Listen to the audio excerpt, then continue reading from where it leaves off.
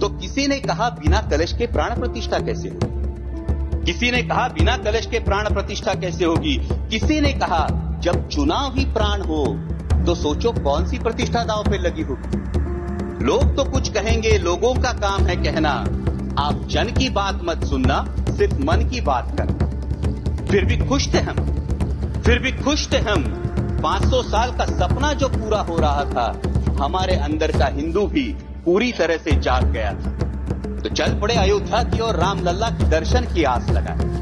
चल पड़े अयोध्या की ओर, राम लल्ला के दर्शन की आस लगाए। जो सामने नजारा देखा वो देखकर दंग रह गए। वो 3 मंजिलें, 400 खंबे, 32 सीढ़ियां, जय श्री राम का नारा लगाते हुए हम सीढ़ियां चढ़ने लगे। राम लल्ला से क्या गुहार लगाए ये सोचने लगे। पहली सीढ़ी पर याद आई महंगाई, दूसरी पर देश में बढ़ती बेरोजगारी, तीसरी पर पत्रकारिता की चरण चुंबकता, चौथी पर सेंट्रल एजेंसीज की संदिग्ध भूमिका। हर सीढ़ी पर कुछ न कुछ याद आ रहा था। कहीं 15 लाख का जुमला, कहीं किसानों का आक्रोश था, कहीं महिला कुश्तीगिरों की वेदना थी, कहीं सालाना 2 करोड़ रोजगारों का वादा था, कहीं बढ़ती सांप्रदायिकता थी, तो कहीं चुनिंदा पूंजीपतियों पर मेहरबान हमारी सरकार का चेहरा था। इस वास्तविकता ने झंझोड़ने के बाद भी हम अंधभक्तों की तरह चलते गए। होश तो तब संभाला जब राम लल्ला के दर्शन। हमें नतमस्तक देख राम लल्ला मुस्कुराते हुए बोले, मैं कल भी था, आज भी हूँ, कल भी रहूंगा।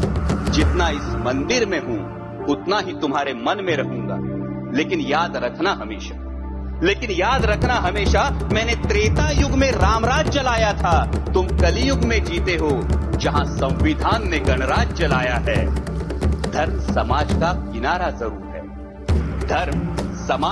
किनारा जरूर है, लेकिन देश एक बहती धारा है। किनारे को धारा के बीच में लाया तो प्रवाह अड़ जाता है, प्रगति के पथ से हट जाता है। इसलिए धर्म का ठेकेदार नहीं, पहरेदार बनना चाहिए।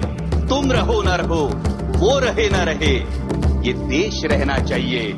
देश का संविधान रहना चाहिए, देश का लोकतंत्र रहना चाहिए, ये देश रहना चाहिए।